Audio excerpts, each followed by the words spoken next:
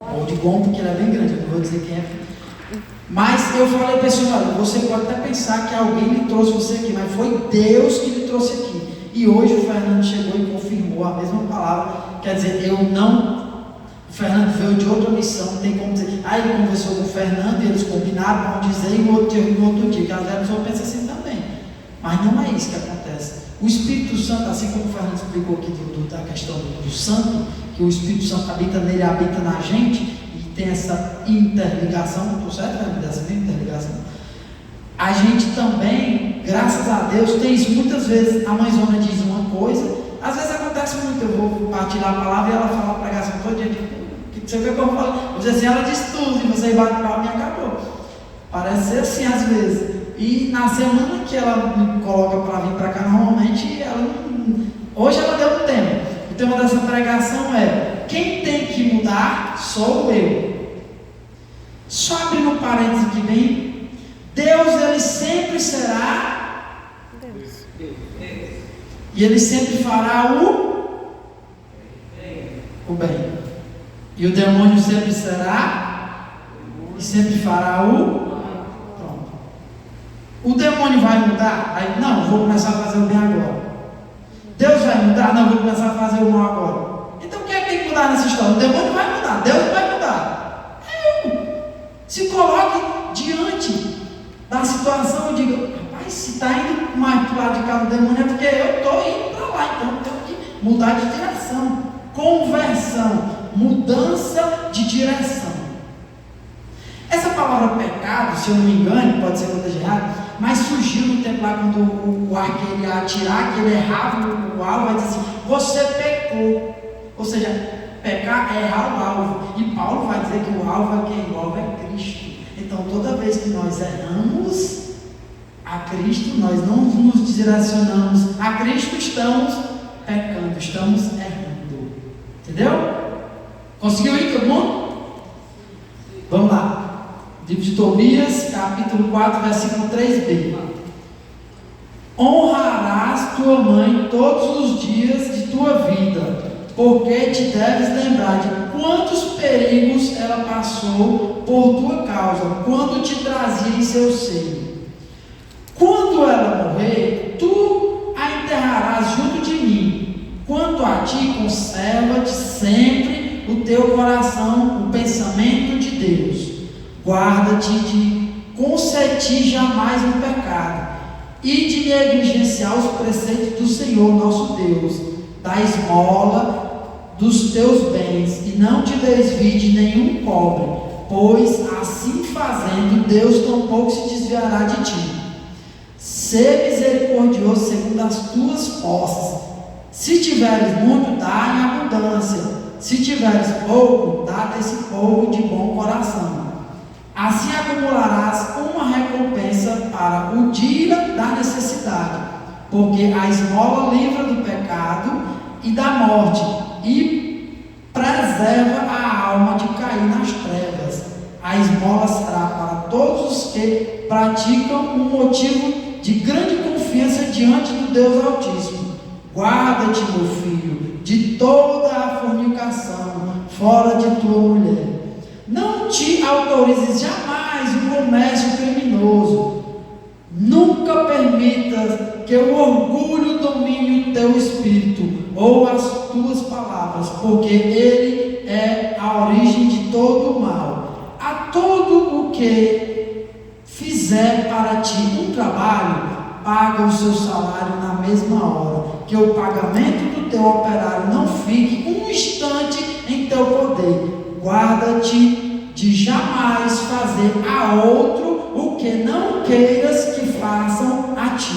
Palavra do Senhor. Graças a Deus. Pode aplaudir.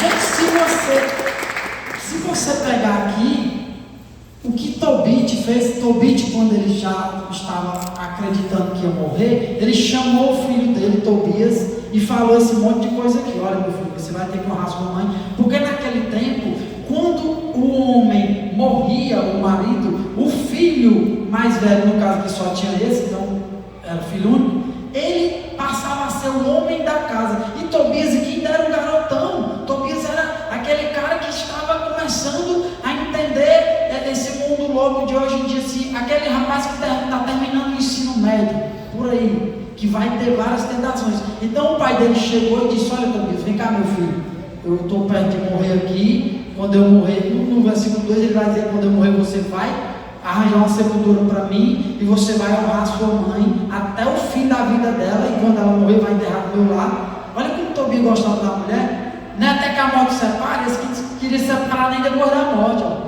Nem depois da morte, ó, enterrarás ao meu lado. E Tobias vai receber esse monte de instrução do pai dele, Tobit. E é impressionante que tem algumas coisas aqui que Tobit vai falar para o filho dele, que está lá no Sermão da Montanha, gente. É impressionante.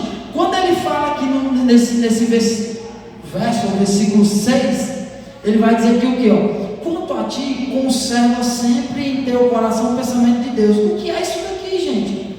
É colocar em primeiro lugar as coisas do céu, e o mais lhe será dado para acréscimo. E se não é Mateus 6,33, se eu estou enganado, quem quiser abrir pode abrir, mas se eu não me engano, Mateus 6,33 vai dizer isso: buscai primeiro o reino dos céus e a sua justiça, e o máximo, as outras coisas serão dadas por acréscimo. Então, o que Tobit está ensinando aqui é a lei de Deus ao filho dele. Ah, François, mas é muito bom, Tobias teve um pai que ensinou isso. Eu também não tive esse pai, também não tive. Parecido um pouco com a história do Fernando. Meu pai foi embora, tinha 1 ano e meio, ia fazer 2 anos. Eu não conheço meu pai nem de fotografia. Qualquer dia eu vou procurar, ele disse que ele mora do lado de Juazeiro. Eu não conheço nem de fotografia meu pai, só para você ter ideia. Deixou minha mãe com 11 filhos. 11 filhos. E a minha mãe só com a 4ª série, um testemunho, mas tem que ter.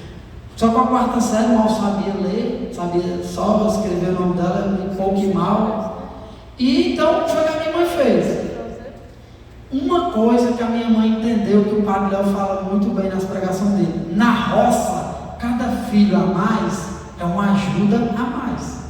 Na cidade, cada filho a mais é um prejuízo a mais. Acho por isso que o Fernando foi de Jonas. Então, rapaz, para lá. Aí o que acontece, gente?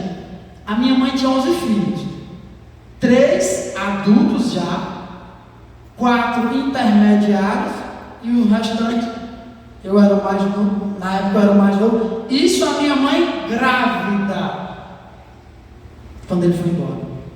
Eu era o 10º. Aí veio uma menina que é mais nova do que eu. E o que acontece nessa história toda? A minha mãe pegou os mais velhos, botou para trabalhar na roça dos outros. Os mais velhos ganhavam, porque naquele tempo dinheiro, sabia que era isso não, ganhavam em sementes. Como é que é isso? Você trabalha e o cara, quando faz a colheita, ele lhe dá uma porcentagem da semente. Por exemplo, você passou o dia trabalhando, ele dá lá 5 kg de milho, 2 kg de feijão, porque feijão é mais caro, dá menos, e sei lá o que, mandioca, não sei o que, daqui umas cores de cana de açúcar. E os meus irmãos pegavam essa semente, levavam para o terreno do meu avô e plantavam. Só que tudo que você começa a fazer, que dá certo, alguém vai ter inveja. Se prepare para isso para a sua vida toda. E dentro da família é onde mais surge esses casos de inveja. E aí a minha tia, que não fazia nada com a terra do meu avô, começou a dizer: mas essa terra aí não é só dela, ela é nossa. Então se está plantada aí, a gente tem direito a comer também. Aí lascou, né? Aí a minha mãe não aceitava isso. A minha mãe pegou e brigaram, até que minha avó disse: é o seguinte, a partir de hoje eu vou dividir a terra. A terra do meu avô era desse tamanho aqui, ó. Vamos dizer aqui, ó, essa largura todinha. Era 60 metros era 120 metros de comprimento, a gente chama assim no interior, não sei como é que se chama, e 60 metros de largura. Aí eram 4 filhos para dividir. O meu avô disse: não, tudo bem, vou dividir bem justinho para ninguém achar ruim. Partiu no meio, certo? Pronto. Essa parte aqui é da minha mãe, no caso, é da Luzanira. Essa daqui é da Cineide. Esse aqui partiu em 2, partiu em 4, entendeu? Esse aqui é meu, e esse aqui é de Raimundo e Hilda. Deu metade para os dois e ficou com metade da metade, e o resto deu para mim. Aí a minha mãe foi reclamar: mas peraí, pai, tá errado, o senhor dividiu errado, o senhor só me deu, era para o senhor dar 25%, era normalmente era 4%, o senhor partiu na metade, ficou com metade dessa metade, dividiu outra metade para mim. Ah, você está achando ruim? Chamou os outros dois e deu o restante pelos dois. Eles ficaram com 75% da terra e minha mãe, a outra, ficou com 25%. Aí a minha mãe disse: não tem problema não. Mas, fala umas coisas lá, mas eu não lembro não, que eu era criança. Aí pegou e minha mãe falou: o quê? Já que eu tenho um exército de trabalhadores, eu vou arranjar todo tipo de semente aqui e vou plantar de tudo. A minha mãe plantou tudo sem imaginar. Tomate, gente, tomate. A primeira vez na minha vida, se criança vê o pé de tomate, que hoje em dia você não vê, né? Hoje estava até vendo, mas não tinha mais, estou dizendo plantado. A gente plantava tomate, batata doce, cana de açúcar. A minha mãe era inteligentíssima. Não tinha estudo, mas era inteligentíssima. A minha mãe plantava o pé de milho, plantava o pé de fava e o pé de feijão tudo junto. O pé de feijão crescia assim para um lado, o pé de milho para cima e a fava se enrolava no milho. Ficava a colheita de 3 sacas para tirar a fava, o feijão e o milho. Aí, dando certo, e a minha mãe, ela era muito assim. Ela guardava, tirava uma porcentagem da colheita e ela guardava para poder, se alguma coisa acontecesse no ano e não desse para plantar mais, não tinha comida, não tinha carne, não tinha mais o arroz, o feijão e o milho a gente tinha. Lá em casa a gente comia feijão com pão, não sei como é que chama lá. É o cuscuz feito, a gente moía o milho e tal, todo o processo era feito lá em casa. Moía, peneirava, não sei o que, fazia o cuscuz ali e comia com feijão. Sempre o almoço era isso, sempre. E na janta é que tinha arroz e feijão. Carne era só quando o trem atropelava uma vaca assim do fazendeiro lá e eu e o cliente pegava as carnes e comia. E aí, tudo bem, o dono da terra, esse dono das vacas viu, e já era um senhor, e no tempo ele tinha sido prefeito da cidade, ele tinha muita terra. Ele chegou e disse: Luzanira, por que tu não pega 5 dessas terminas aí? Eram 6 homens, eu era o mais novo, né? Pega 5 dessas terminas, ele sabia que eu deveria ter uns 7 anos, não, né? Pega esses 5 meninos aí, bota para trabalhar para mim e fala o seguinte: eu dou o terreno, eu dou o motor para aguar, se caso tiver sempre terreno, eu dou o trator para buscar o milho, do que for, e a gente divide meio a meio. Fechado, posso embora. 2 baixinhos gigantes, plantava lá arroz, não sei o que, a gente tinha que pastorar os passarinhos. Pensa no serviço ruim. Pastorar arroz para o passarinho comer. É meu amigo. Você tem que acordar primeiro com o passarinho e só pode dormir depois que ele vai se embora. Então, se o passarinho gostar de andar com freio, você lascou. Aquilo ali não funciona não, minha mãe. Uma vez meu irmão disse que inventou de fazer espontâneo, daí se eu quebro o espontâneo na sua cabeça e prego você numa cruz, igual pregar com esposa lá no meio, para ver se eles vão cagar na sua cabeça. Eu não tive pedaço para bater não, mas o que a minha mãe deu de peia em mim e meus irmãos, se cada sua que a gente levasse, ganhasse R$1, eu era milionário. Qualquer coisa lá em casa era motivo de peia. Eu vou dar um exemplo bem clássico.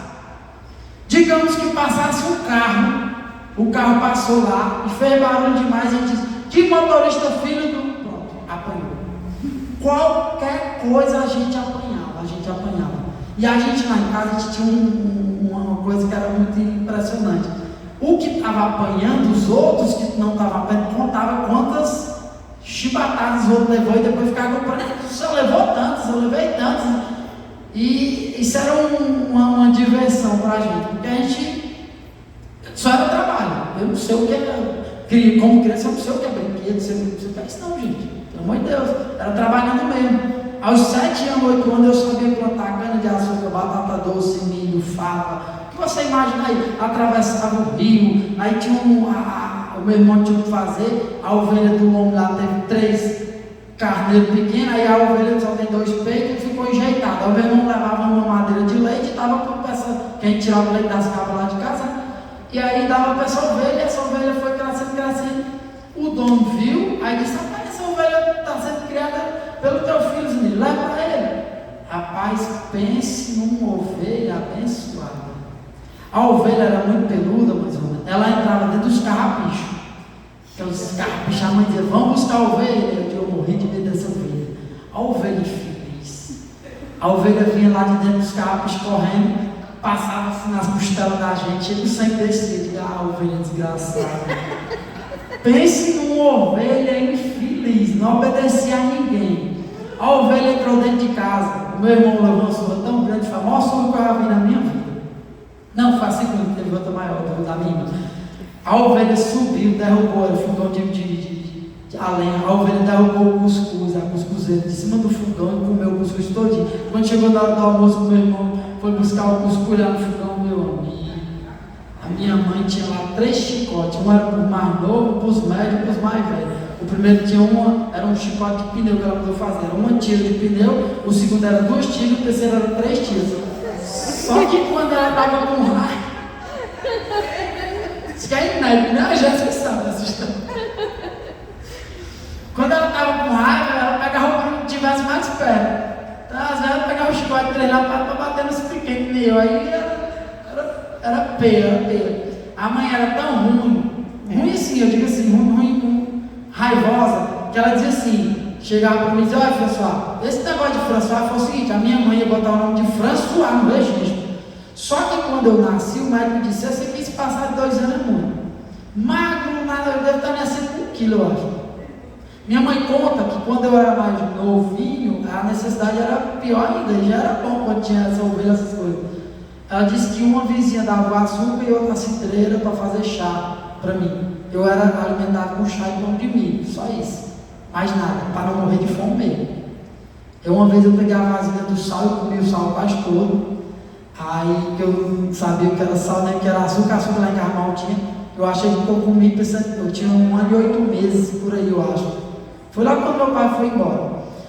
E eu comi a vasilha do sal e comecei a inchar. E aí a minha mãe disse, ele vai morrer. 7 horas da noite o meu irmão me pegou no braço, meu irmão mais velho, disse, eu vou levar ele para o hospital. Ele vai morrer aqui em casa não. Se eu chorar, você me desculpa. Lá tem um rio, que quando esse rio enchia, tinha um braço do rio, que era o Riacho da Caiçara, que esse riacho passava na estrada que dava acesso à cidade. Então quando esse riacho estava cheio, ninguém conseguia passar. Só conseguia passar pela linha do trem. Só que a linha do trem era o seguinte, era 2 ferros e só as madeiras, se você errar o passo, caía lá embaixo. Meu irmão me pegou 7 horas da noite, 6 quilômetros, botou no braço e me levou para o hospital. Isso eu não lembro de nada. Tinha um médico de 2 anos, me levou para o hospital. Chegou lá, o médico disse, bom, esse menino aqui está com sérios problemas, ele está com pneumonia, está com não sei o que, esse menino vai morrer, o médico disse. A minha mãe disse, não, tudo bem, se ele for morrer, se eu só disser para não deixar ele morrer, que eu sei para ele para casa para morrer. A minha mãe era muito decidida. O médico disse, ele vai ter que ficar aqui no hospital, não tem como ele ir embora não. Tem que ficar alguém com ele. A minha irmã mais velha ficou 15 dias sem tomar banho, sem comer direito, porque tinha que ficar alguém comigo. Eu só vim saber disso o dia que eu fiquei 5 meses dormindo no hospital com o filho dela. A minha irmã pegou e contou, engraçado que você está fazendo por ela, porque ela fez isso quando você tinha 2 anos de idade. Eu falei, eu chorei muito na época, eu não sabia disso. Todo dia eu passava o dia trabalhando, estudava à noite, e 11 horas da noite era confusão quando eu chegava naquele JF, a assistente social não queria deixar eu entrar, porque o meu sobrinho tinha 7 anos e estava com o pé amputado e não podia ficar só. E era uma briga, toda noite era uma briga com aquela assistente social. E a senhora não me conhece, não sabe que eu cheguei nesse horário. Que briga é essa? Aí o guarda deixava ela se acalmar e botava para dentro. Mas, voltando aqui, então, gente, o que acontece? Nem sempre a gente vai ter um pai ou uma mãe para chegar e dizer o que são os caminhos do Senhor. Provérbio 22, versículo 6, ensina o caminho do Senhor a teu filho, e mesmo na velhice ele não se afastará. Nem sempre. Mas só por causa disso eu vou usar isso como desculpa para não ser melhor? Porque eu apanhei quando era criança, a minha mãe me bateu muito, eu passei fome, agora quem estiver passando fome que se vire, e eu vou bater nos meus filhos. Não. Quem tem que mudar na história não sou eu. Então eu tenho que fazer essa mudança. Então eu tenho que fazer essa mudança. Só que a minha mãe tinha uma raiva muito grande do meu pai por ele ter ido embora, e a minha mãe alimentou essa raiva dentro de mim, que eu passei quase 30 anos da minha vida com raiva do meu pai. Eu tinha raiva do pai que eu nunca nem tinha visto. Eu odiava meu pai. Dia dos pais eu fazia questão de botar assim, parabéns para aqueles que o pai foi embora, não sei o que, essas mensagens de gente babaca que fica postando na internet. Eu fazia isso. E até que um dia Eu passando diante do espelho, eu olhei para mim mesmo e eu falei para mim mesmo: se fosse tu no lugar do teu pai, bebendo, adulterando, roubando os outros, enganando os outros, mentindo, tinha feito pior, não será? Ele pelo menos só foi embora. E tu que está com os teus e faz uma desgraça na vida do menino, que exemplo tu está dando?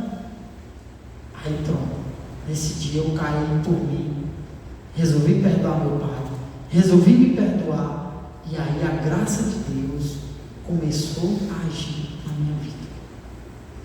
Meus irmãos, vocês precisam entender uma coisa: enquanto você não tirar a mágoa do seu coração, não perdoar quem precisa ser perdoado, inclusive você mesmo, a graça de Deus não vai agir na sua vida. Não vai. Que fala isso é a palavra de Deus. De que adianta estar rezando o Pai Nosso? Pai Nosso que está no céu, santificado seja o vosso nome, quando estiver no pão nosso, perdoai as nossas ofensas, assim como nós perdoamos aos que nos tiver ofendido.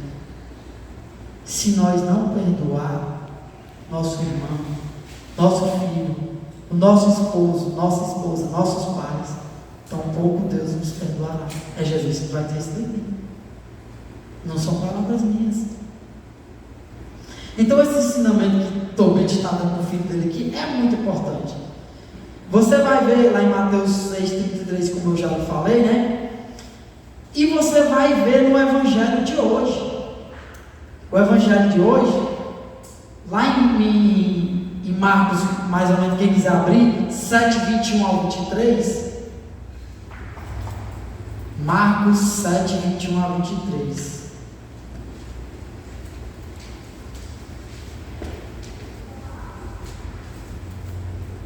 Deu certo aí? Amém? Quem foi que já leu o Evangelho do dia em casa hoje? Não levantem a mão, só. Levantem a mão. Constranger ninguém. Olha o que ele vai dizer aqui, ó. Porque é do interior do coração do homem, ou dos homens, né, que procedem os maus pensamentos, devassidão, roubo, assassinato, adultério, cobiça, perversidade, fraude, desonestidade, inveja, difamação, orgulho, insensatez. Todos estes vícios procedem dentro e tornam impuro o homem. Ou seja, se o meu coração não estiver voltado para Deus, olha o que vai sair de dentro do meu coração. Gente, pelo amor de Deus, se a gente não botar em primeiro lugar as coisas de Deus, a nossa cabeça fica toda bagunçada. E quando eu falo cabeça, eu estou dizendo a nossa vida. Jesus vai dizer uma coisa muito interessante: a luz do corpo é o olho. Se o seu olho está bem, seu corpo ficará bem. Se seu olho está nas trevas, seu corpo estará em trevas densas, ou seja, trevas que você nem enxerga quem está do seu lado. Então, meus irmãos, a gente precisa conservar o nosso olhar em Cristo, porque se o nosso olhar é a luz que guia o nosso corpo, devemos ter cuidado para onde colocamos nossos olhares. Temos que ter muito cuidado, porque de repente o nosso olhar pode estar muito distante de Deus. E como a luz do corpo é o olho, nós estaremos nos direcionando para longe de Deus. Se você pegar lá em Romanos 1:28 a 32, Paulo também vai dizer umas coisinhas bem legais. Romanos 1:28 a 32. Se nós não tivermos em sintonia o nosso coração voltado para Deus, olha o que a gente pode acabar fazendo. Deu certo aí para todo mundo? 28 a 32. Amém? Peraí, deixa a André. Deu certo, André? Agora foi, né? André, Daniel, algo vou dizer uma coisa. Estou com tanta pena do André e mais ainda do Daniel. Rapaz, lembra da Bíblia da André ali, meu amigo? Eu botei 3 mãos que não consegui enxergar É aquela Ave Maria bem miudinha. Como não se preocupassem em adquirir os conhecimentos de Deus, Deus entregou-os aos sentimentos depravados, e daí o seu procedimento indigno. São repletos de toda espécie de malícia, perversidade, cobiça, maldade, cheios de inveja, homicídio, contenda, engano, malignidade. São difamadores, caluniadores, inimigos de Deus, insolentes, soberbos, altivos, inventores de maldades, rebeldes contra os pais, são insensatos, desleais, sem coração, sem misericórdia, apesar de conhecerem o justo decreto de Deus, que considera dignos de morte aqueles que fazem tais coisas, não somente as praticam, como também aplaudem os que as cometem. Gente, vocês têm noção do peso dessa palavra? Ele está dizendo aqui que tem gente que não só faz as coisas ruins, que ainda aplaude quem faz. Ah, você está certo mesmo, você tem que tacar o chifre desse cara essa vergonha, quem manda ele ir para o bar de manhã cedo, quem manda ele ir para esse futebol, não sei o quê. Se afasta.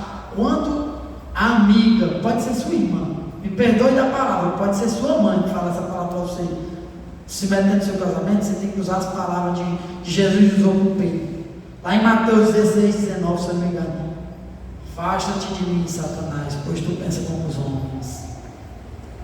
Não deixe ninguém se meter no seu relacionamento com seu esposo, com sua esposa. Nem mesmo sua mãe. A não ser que você esteja errado. Aí você tem que deixar.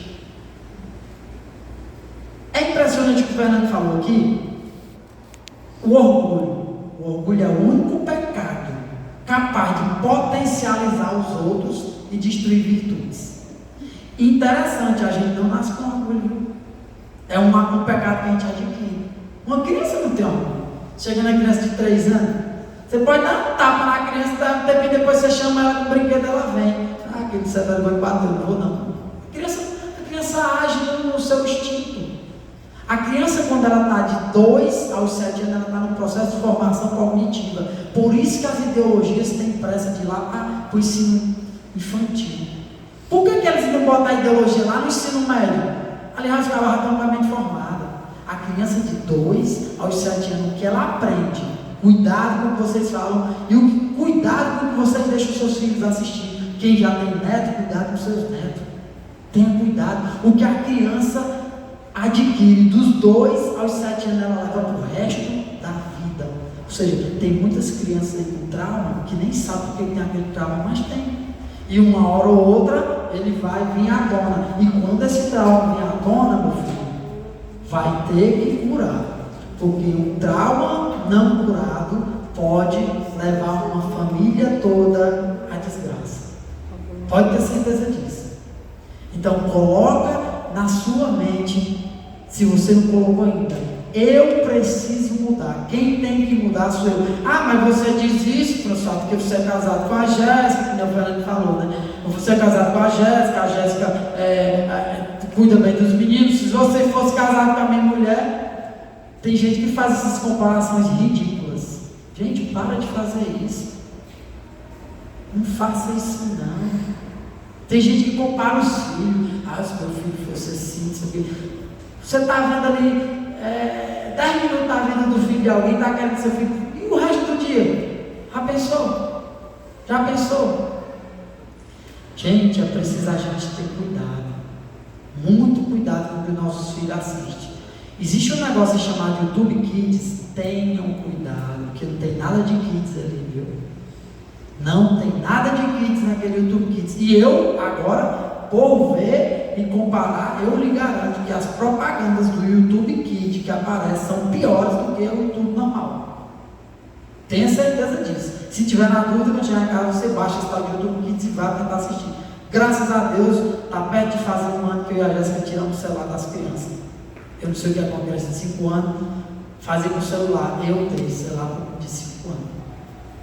Eu não sei qual mal eu estava metendo meu filho. Quando a gente está perdido, a gente não sabe o que é o certo e o que é o errado. O problema é esse. o demônio não conhece a verdade? Vocês acham que ele só conhece mentira? Ou ele conhece a verdade? O problema está aí.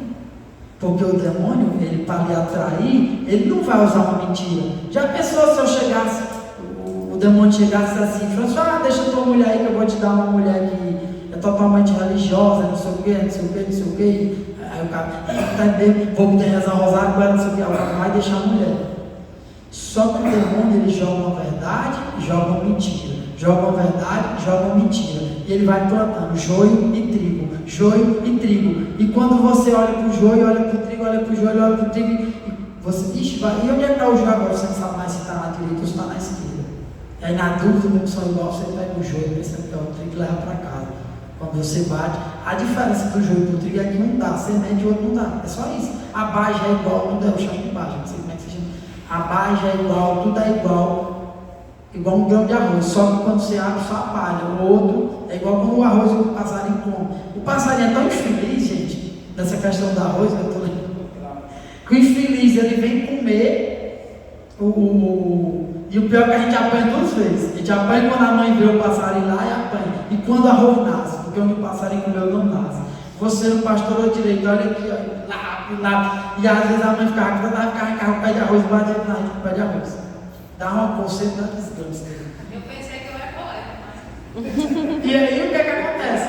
O passarinho vem, come a semente. E isso está na Bíblia, né? Eu nem sabia, né? Palavra do semeador, né?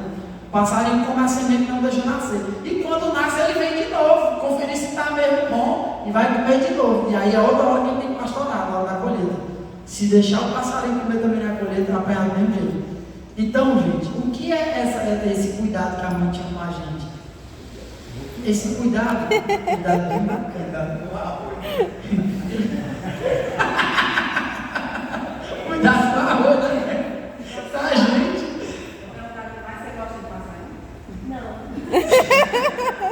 Não, tem eu que vai gostando de passarinho. Gosto de ver eles pulando. Não, por que pareça.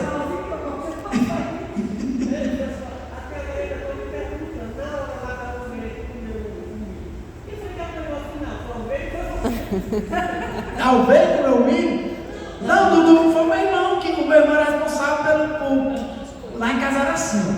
Um era responsável para buscar lenha, o outro era responsável para botar o cuscuz no fogo e tal, o outro era responsável por moer o milho, se não moesse direito para ele peneirar, aí deu pouco. Por exemplo, era para fazer um cuscuz grandão, para alimentar a minha mãe e 11 meninas, tinha que ser um cuscuz grandão. Então era um cuscuzeiro artesanal que o meu irmão mesmo fazia com a carlata de tinta antiga de 18 litros. E o que acontece? Quando ia peneirar, que não dava a quantidade certa, ei, tá errado, não moeram o milho direito. Quem foi que moeu o milho?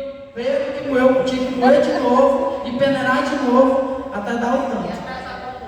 Ele atrasava o almoço. Meu amigo, qualquer coisa lá em casa era motivo de pena. Qualquer coisa, você entendeu?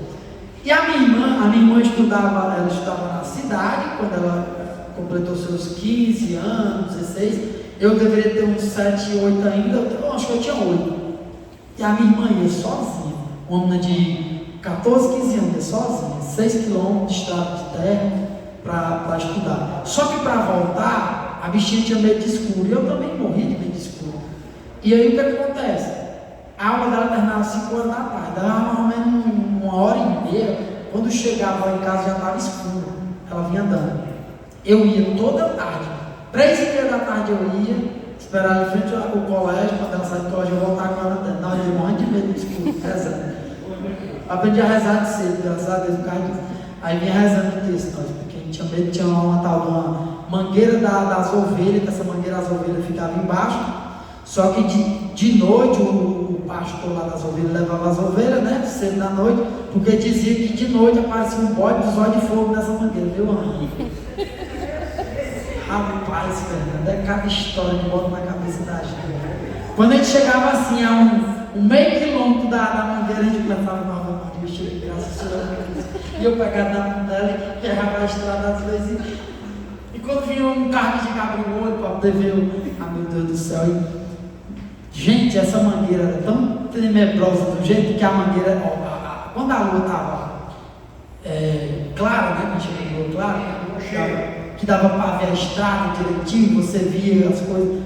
Quando a lua estava clara, essa mangueira, a estrada passava aqui, pronto, vamos dizer que isso aqui era a mangueira, e aqui era a estrada. Essa mangueira era tão infeliz que ela cobria a lua clara e nesse lugar da estrada ficava escuro. Então não tinha como não ter medo. Rapaz, quando a gente passava em frente a essa mangueira e botava de olho fechado, botava a mão assim para não olhar, porque essa mangueira era assim, ali era o trilho do trem, tinha um caminho assim, marcado lá do caminho escuro, totalmente escuro, e diziam que o bode aparecia lá, e se olhasse para o bode, ele corria atrás. Rapaz, às vezes a gente voltava, vinha muita gente, a gente ia para a cidade andando, a missa do galo, que era aquela missa que era meia-noite, a gente voltava dessa missa. Quando chegaram nessa mangueira, os mais velhos, eu vi um bode, e corria.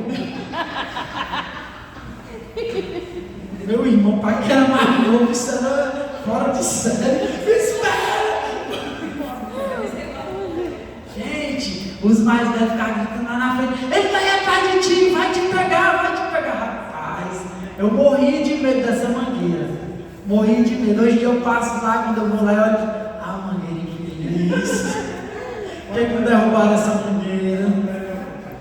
É a Aurora. Fica mais ou menos pertinho do Fernando.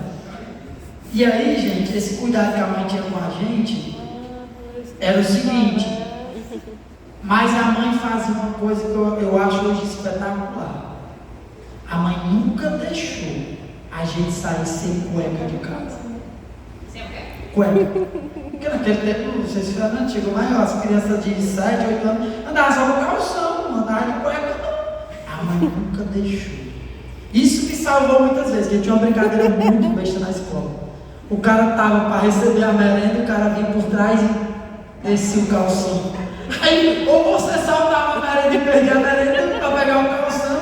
Rapaz, ou brincadeira besta. A ligada fala de bullying hoje, não sei o que, falando do meu cabelo, não sei o que, vou me matar. Meu Deus do céu, se fosse para teletransportasse esse povo para aquela época e morrer antes de chegar lá, porque meu amigo, cabelo era fichinho, ninguém nem falava mal de cabelo dos outros, porque esse já não. A gente tinha vergonha, mas não pode. A gente tinha vergonha porque o nosso lanche, nossa merenda, que era o almoço da escola, a gente levava o milho quando estava na época do milho verde, a gente amanhaçava umas espigas de milho, enrolava na palha do milho e botava bem escondido dentro do saco de arroz, que era a nossa mochila da escola, para a gente levar e a gente ia comer escondido, porque os outros estavam comendo uma bolacha creme crack, a gente comia o milho assim. Para os outros não verem, porque dizem, olha ele está comendo milho, a comida é milho. E hoje em dia eu pago R$4 no espiga de milho meu filho ali na beira-mar. Aí, esse cuidado que a mãe tinha com a gente, não deixava. Então, quando vinha esse tipo de brincadeira, a gente não passava vergonha. Era uma coisa bem mais. E trazendo aqui para a palavra de Deus, a palavra de Deus vai dizer o seguinte: quando o filho é mal educado, a culpa cai sobre a mãe. Você sabia disso? Quando o menino está fazendo. Esse menino tem mãe, não? Está logo assim. Agora, quando o filho se desvia do caminho moral, aí a culpa cai sobre o pai. Por exemplo, ninguém culpa a mãe por o filho ser usuário de droga. É ou não é? Ninguém disse, por que é por causa da mãe dele? Não. A culpa é do pai. Isso está na Bíblia. Quando o filho transgride uma lei, a culpa é do pai. Quando o filho é mal educado, acanaiado, eu falo logo assim, não sei se lá usa esse termo ainda. Quando ele é acanaiado, aí ele pode rir da desgraça do outro, a culpa cai sobre a mãe. Ou seja, a mãe tem um dever, esse dever de educar. Eu não sei porque que as mães têm medo de quando alguém pergunta, você faz o que da vida? Aí, fala assim, eu sou mãe. Pronto, eu sou mãe. Acabou. Não precisa estar dizendo, sou do lar. Sou dona de casa, Gente, fala que é mãe. Não tem profissão mais responsável do que ser mãe, não. A prova diz que Nossa Senhora teve essa profissão. E eu fico pensando, Nossa Senhora, quando perdeu Jesus lá no tempo, né? Eu perdi o filho de Deus, minha Nossa Senhora. Ela não podia nem dizer, minha Nossa Senhora, a mim mesmo. Podia nem dizer, né?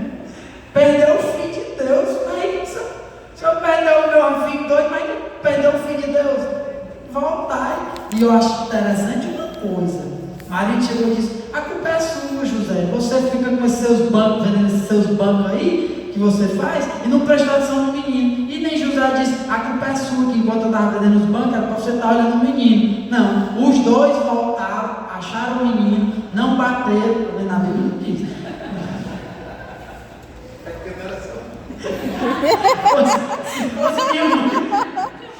Se fosse minha mãe que fosse buscar Jesus, ele dizia assim: tudo bem, pai, eu sabia que ia levar na sua dança, mas eu achei que era daqui a 30 anos.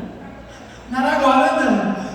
Mas esse cuidado que a mãe teve com a gente não podia aceitar. Gente, pelo amor de Deus, eu não sei como é que não me traumatizou isso.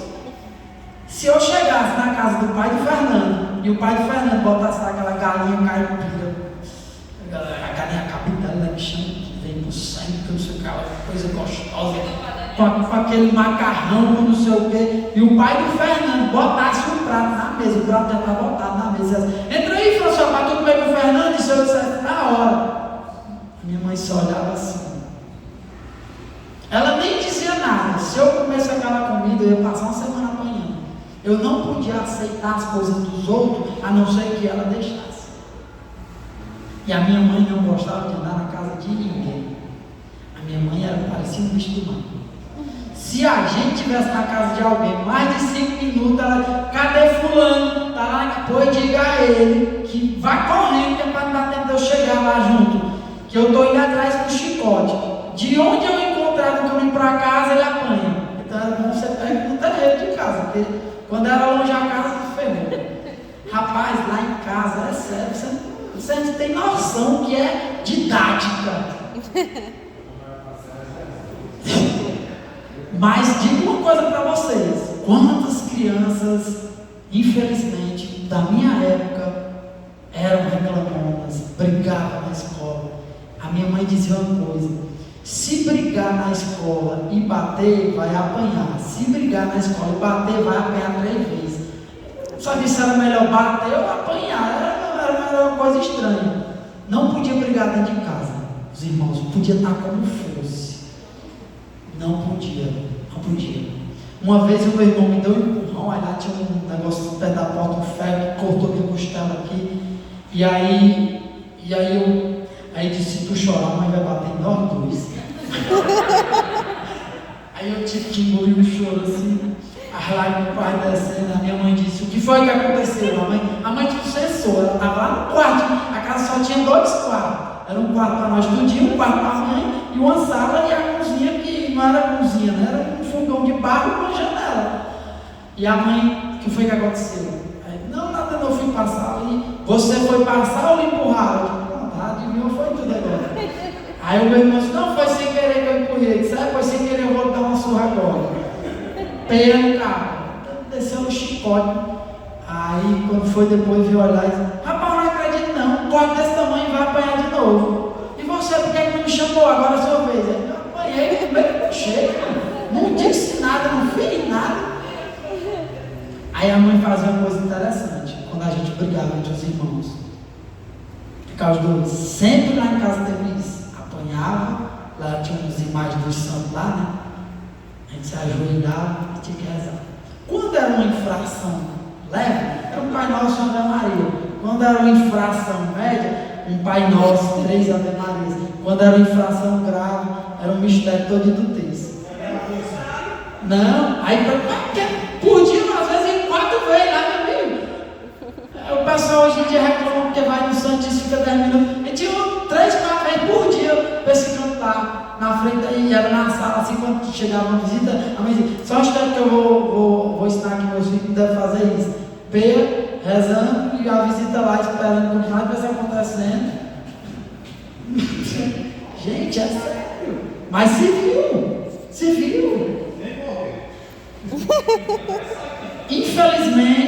Infelizmente, as dificuldades fazem com que a gente busque outros caminhos. E aos 9 anos eu me escondi dentro do ônibus para a casa da minha irmã. 9 anos de idade, não podia viajar só. Eu falei para minha mãe: mãe, você distrai o motorista, eu entro, me escondo e vou-me embora. Fui no ônibus. Quando eu cheguei mais ou menos a primeira experiência que eu tive com Nossa Senhora sem saber foi essa. Você vê que é interessante que esses santos que têm experiência. Por exemplo, Padre Pio, Deus apareceu para Padre Pio por 5 anos. Padre Pio não pediu, não rezou. Não. Então, com 9 anos de idade, eu estava vindo, sozinho dentro do ônibus, com um biscoito recheado de tiririca e uma caixa de São Geraldo do tiririca. Aí, de morango, aí vim lá pra cá chorando, e a minha mãe ficou chorando lá, e eu chorando. Aí fui chorando até o Icó, chegou do Icó, dormi. Quando eu acordei, era de Jaguari. Quando o motorista assim, ei, oi, você tá com quem? Digo eu? Normalmente quando a gente sabe a resposta da pergunta, a gente responde a pergunta, né? E eu tô com quem? Você tá com quem? Eu olhei pro lado, tinha um cabo que estava do meu lado, tinha descido de alto, nossa, aí eu digo, rapaz, aí botei a mão no bolso assim, não sei porquê, aí chegou uma senhora, morena, era Nossa Senhora Aparecida, morena alta, botou a mão, tá comigo, meu sobrinho. O motorista olhou assim, acho que ele olhou e disse, deve ser não. A passagem dele tá no bolso, tá no seu bolso, né, meu filho? A passagem dele tá, aí puxa a passagem aqui, é porque ele estava cansado da comida, ele veio para cá para tirar um mochilão lá para trás, dormi de novo no ônibus, acordei em Russas, que era a próxima parada, a senhora não estava do meu lado, quando eu acordei o ônibus não tinha parado ainda para descer. A mulher não estava do meu lado, você deve ter ido no banheiro. Esperei um tempo, a mulher não saiu do banheiro, eu procurei a mulher nesse ônibus todinho, eu digo, mas cadê essa mulher? Quando chegou no final, eu digo, essa mulher tem que estar nesse ônibus. Cheguei na rodoviária, fiquei esperando nada dessa mulher descer. Tudo bem, eu não entendi nada, mas também segui minha viagem. Fui morar com minha irmã.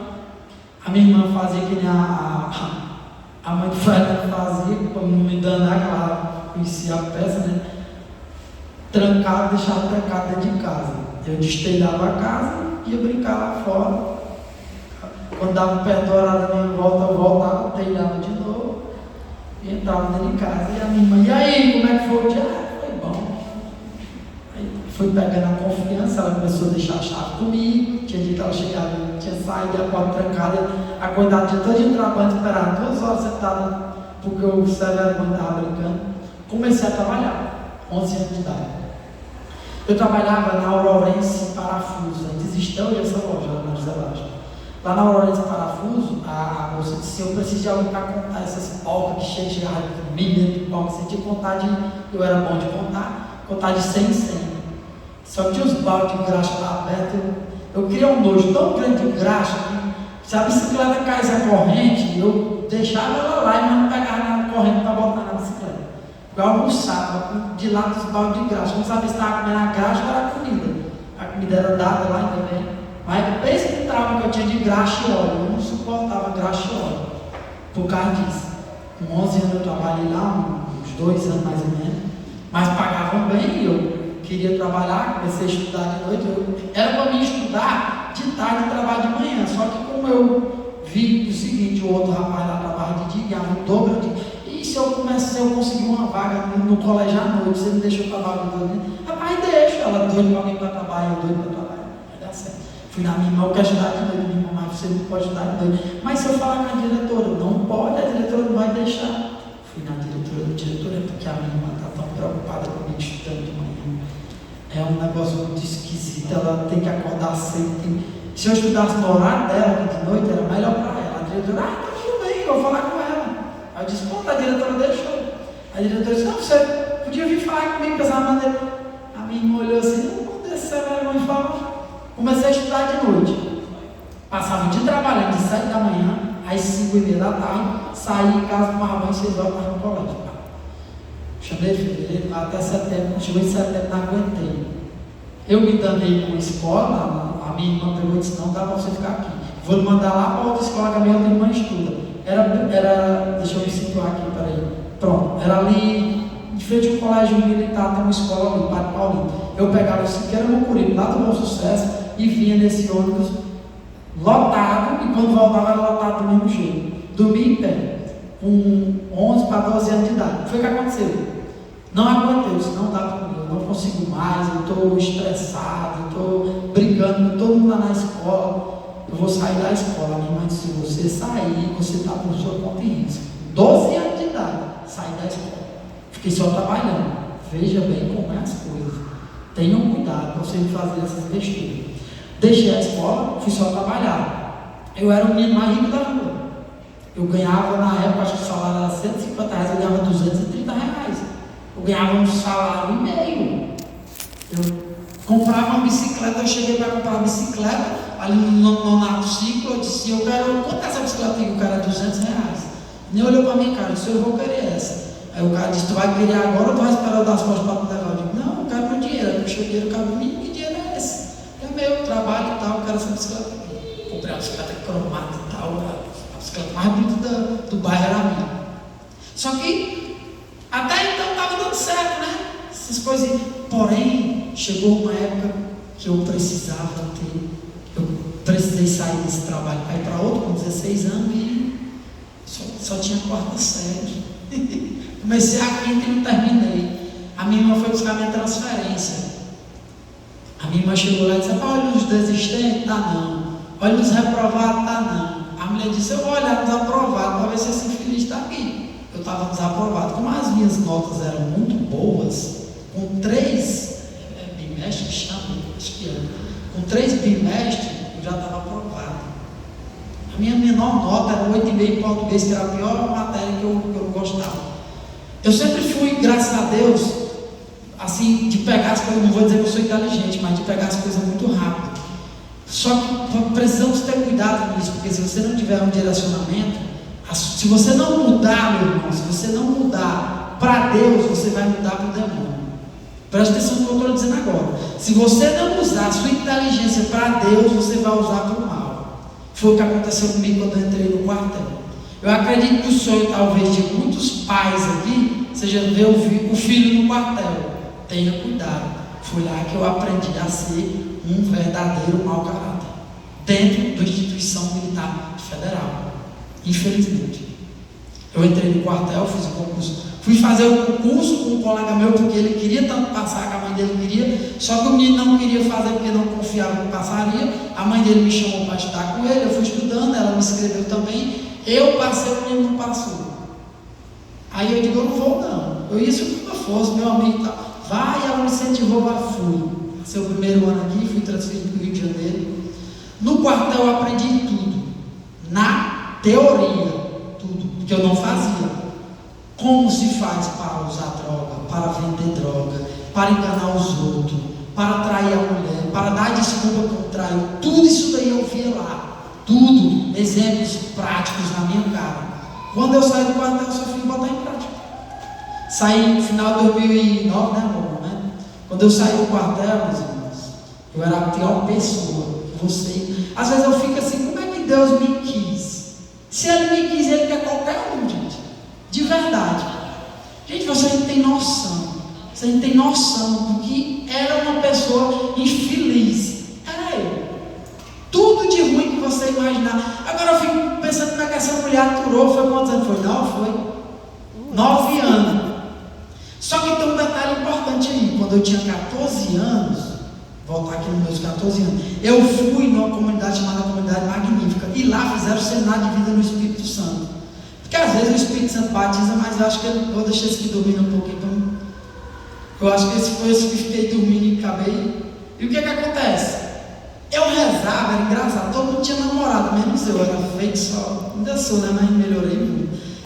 Aí, todo mundo tinha namorado, e eu dizia: mas se Deus não me dá uma namorada, eu pedi uma namorada a Deus. Eu imaginava, vamos mandar a igreja, não sei o quê.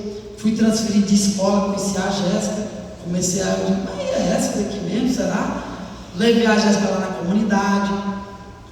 Por isso que eu digo, vou ter até isso no grupo, a única coisa de boa que você pode dar para os seus filhos, para a sua esposa, para os seus irmãos, é ensinar o caminho de Deus, as coisas de Deus. O resto que você der, pode ser que não sirva para nada. Pode ser que sirva para nada. Então eu peguei e levei a Jéssica dessa comunidade, e acabou que a gente não namorou, a gente estou quase 2 anos juntos, não namoramos. Depois que eu fui embora para o Rio de Janeiro, foi que ela começou a gente começou a perturbar a tela do telefone, acabamos namorando por telefone, voltando, a história você já sabe o resto.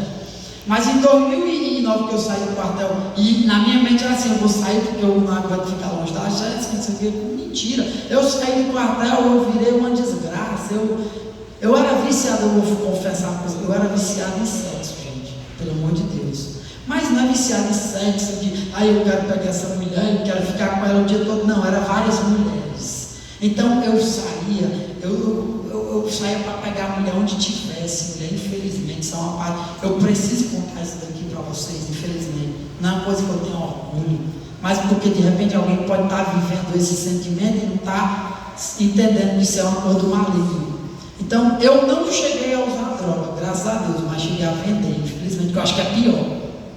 Eu acho que é pior do que usar e vender. E aí você vê, 2 meninos do grupo de oração, um pediu uma namorada a Deus, 3 anos, mas acabou dando certo. O outro não pediu, a Joana do grupo de oração, tudo e tal, não sei o que, noivado e tal, faltando 2 semanas para o menino casar, entrar ele com o outro do grupo de oração também, terminaram, virou uma bagaça, o menino hoje em dia não quer saber de casamento, está lá ele, eu estou aqui com a minha. Gente, quando Deus lhe der uma pessoa, não questione. Mas a minha esposa, se ela fosse da igreja, se ela fosse ministra, se ela fosse... Talvez você estivesse fazendo coisa pior ainda.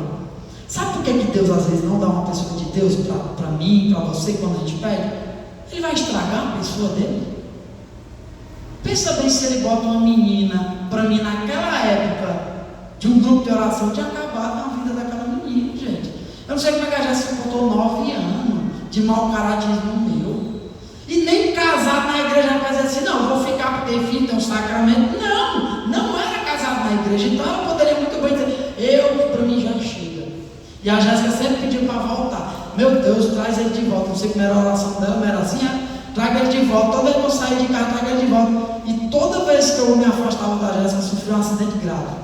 Ou eu quase morri, ou eu quase matava alguém num acidente. Foi a moto, foi no carro. E aí a gente voltava, mas era a mesma desgraceira. Até que um dia a Jéssica botou o joelho no chão e disse, olha, eu quero que ele volte, mas não mais do jeito que estava. Tem que ser diferente. Se não for diferente, eu não quero mais.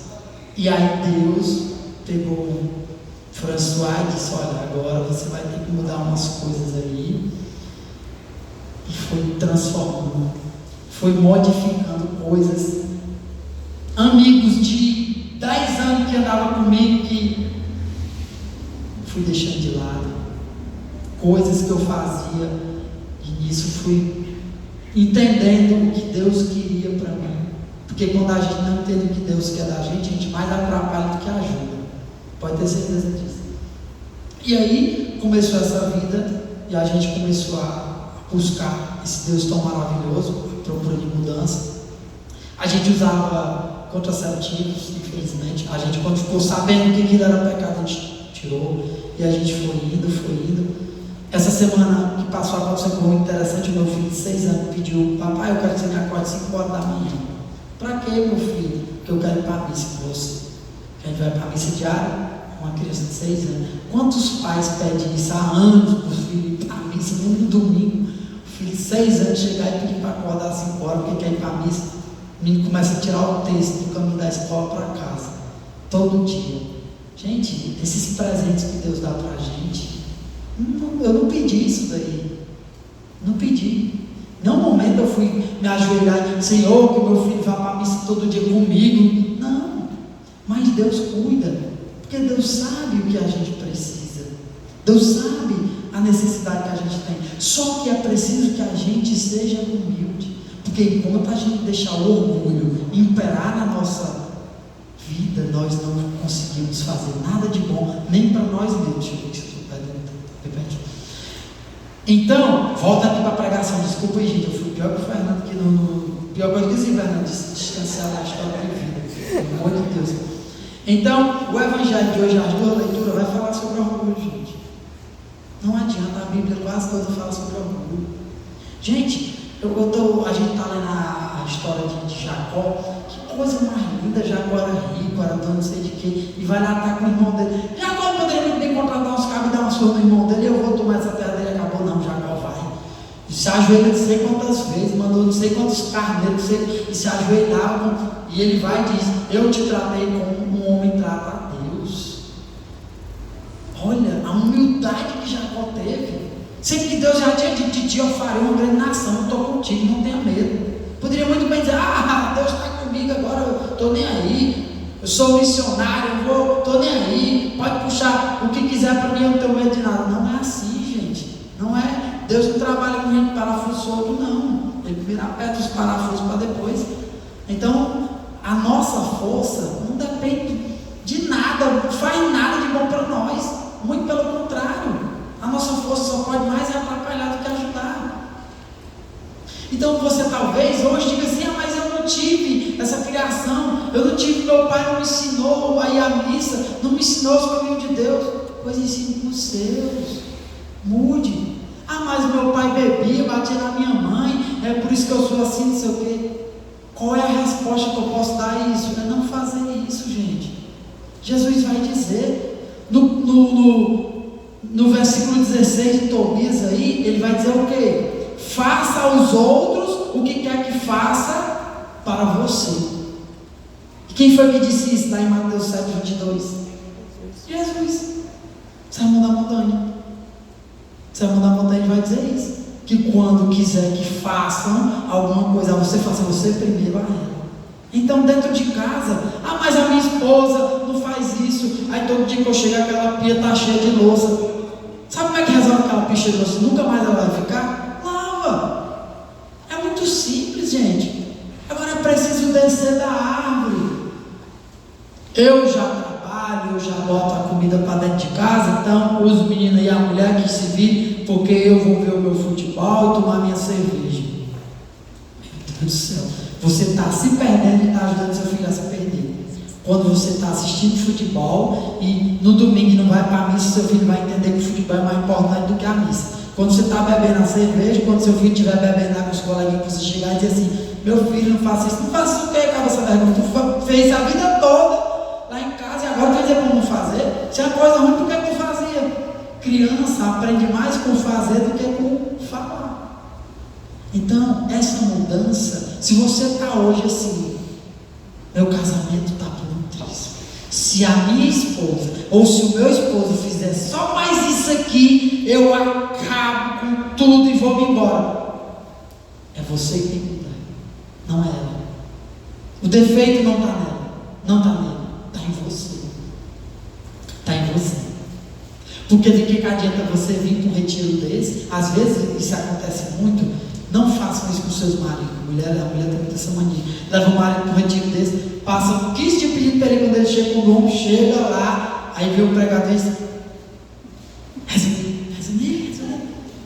Vai contar a vida do marido. Olha, vive churrasco na frente do, como se o marido não tivesse. É um begunço, severo. Você está fazendo uma desgraça no seu casamento. Você está amaldiçoando seu marido. É isso que você está fazendo. Quando você fala: essa casa é um chiqueiro, essa casa não presta, eu odeio essa casa. E se foi Deus que te deu aquela casa, você um dia rezou para pedir uma casa, Deus te dá a casa, você fala isso da casa, e aí? Como é que fica Deus lá em cima? Gente, a gente precisa ter consciência de que a mudança tem que partir de mim. Se eu não mudar, nada vai mudar. Nada vai mudar. Quer que eu dê um exemplo bem prático na Bíblia? Se um homem não abrir a porta do seu coração para Deus, Deus não pode abrir. Deus, na sua infinita magnitude, poderoso, dono de todas as coisas, do ouro, da prata, do bronze, do capim, do seu quê, do arroz, da minha mãe batia, dono de tudo, ele não é capaz de abrir a porta do seu coração se você não der a chave para ele, porque ele é um cavalheiro. Ele quer que você abra, porque quando você abre, foi você que deixou ele entrar na sua vida, não foi a força. As coisas de Deus não são uma coisa forçada. A gente estava rezando com o filho da Ana, que eu falei para o Fernando: alguém te prometeu R$5.000 para você vir? Alguém te disse: Fernando, se você não vir, vai acontecer uma coisa ruim com você? E por que você está aqui, Fernando? Ele disse: eu estou porque eu amo fazer isso aqui. Quem é de Deus é livre, gente. Se Se você tem isso na sua cabeça, que as coisas de Deus são coisa forçada, se eu não rezar o rosário, eu vou para o inferno. Pode ir também, claro. Se eu não for para a missa, tira, faz por amor. Eu faço isso porque eu sei que isso agrada a Deus. Eu não faço isso porque eu sei que isso desagrada a Deus. Eu queria que você imaginasse agora a pessoa que você mais ama aqui na terra. Você fechasse seus olhos e imaginasse a pessoa que você mais ama agora, nesse momento. Não sei se é seu pai, se é sua esposa, se é seu filho, se é sua mãe. Você vai imaginando essa pessoa. E agora François, vou botar uma cruz em cima dessa pessoa. Vou botar uma coroa de espinho nela. E vou chicotear ela daqui até a calcaia. O que você faria se você me encontrasse diante de você? Me diga. O que você faria? Porque é isso que eu faço com Jesus. Toda vez que eu maltrato meu filho, toda vez que eu maltrato minha esposa, toda vez que eu maltrato minha mãe, meu pai. E é impressionante você vir dizer que tem pena. Eu tenho tanta pena da minha mãe, tenho pena do meu filho. Mas não tem pena de Jesus que deu a vida por nós? Isso não é amor, gente. Isso é carência. Cura-te das tuas carências e verá o amor florescer diante de ti. O amor não floresce diante de carências, não, meu irmão e minha irmã. O amor floresce diante de humildade, de sinceridade. O coração é tão pequeno, mas é tão profundo, ao qual o salmista vai dizer: somente Deus conhece os desígnios do coração do homem. Nem seu esposo conhece o seu coração, nem você mesmo conhece o seu coração de verdade, nem você. Quantas vezes você quer fazer uma coisa e faz totalmente o contrário? Quantas vezes por uma besteirinha você escolhendo uma pessoa e meu Deus, vou ter que me confessar de novo? Quantas vezes? Ainda bem que tem esses que tem a consciência, sabe que tem que se confessar. E alguns que, eu preciso estar confessando, para quê? O pai tem pecado também. Para que eu vou estar me confessando? Meu irmão, a confissão é o maior ato de humildade de um ser humano. É você chegar diante do sacerdote e contar as misérias que você fez. Culpa sua, não de ninguém, não do seu esposo, da sua esposa, não de Deus. Deus é inacessível ao mal. São Tiago vai dizer isso. Então vai ficando de pé e vai pedindo a Deus. Vai dizendo: Senhor, me liberta das minhas carências, Senhor. Me liberta do meu orgulho, Senhor.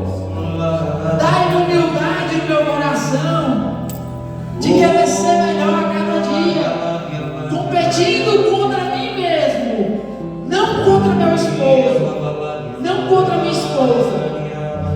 A mulher, ela não quer um homem, um super-herói dela, não. Ela só quer um companheiro que possa ajudar ela no seu dia a dia. Que chegue e pergunte: meu amor, como foi seu dia, como você está? Que ajude ela a fazer uma comida, que ajude ela a lavar uma louça, arrumar uma casa. Ela quer um companheiro, ela não quer um super-herói, um homem de aço que voa, Não, gente, isso é coisa de gente doente. Se não existe, não é só em filme. Ela quer um companheiro. E você, marido, crie vergonha na sua cara. A partir de hoje, pare de achar que tem uma escrava sexual dentro de casa. A hora que eu quiser transar, eu vou transar. Vai ter que fazer desse jeito. Se não fizer, eu vou achar na rua. E na rua eu vou fazer. Ei, quando você faz isso, é a Deus que você está ferindo, não é a sua esposa, não. Para de achar que a sua esposa é uma boneca erótica. Para com isso. Isso vem da pornografia, meu irmão. Porque o olho é a luz do corpo. Então, se seu olho está mergulhado na pornografia, seu corpo vai ser direcionado para essas imundícies. Pede o Senhor hoje. Assim como Ele me curou dessa imundície, Ele pode te curar. E se você não acredita, eu acredito por você, meu irmão. Eu acredito por você. Ele é capaz. Ele é capaz de mudar. Ele é capaz. Meu irmão, minha irmã, você não tem ideia do que Deus é capaz de fazer por você. Os passos que deixei em você só me fizeram fracassar, o tanto que eu já chorei. Me arrependo dos meus planos.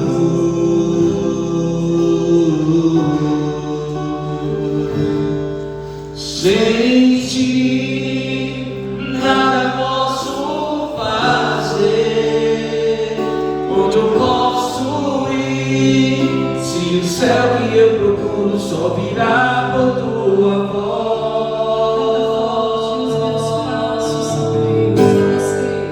Os meus passos são teus, o meu próximo minuto é teu. Se não for assim, não me deixe. Falei nada que eu escrevi.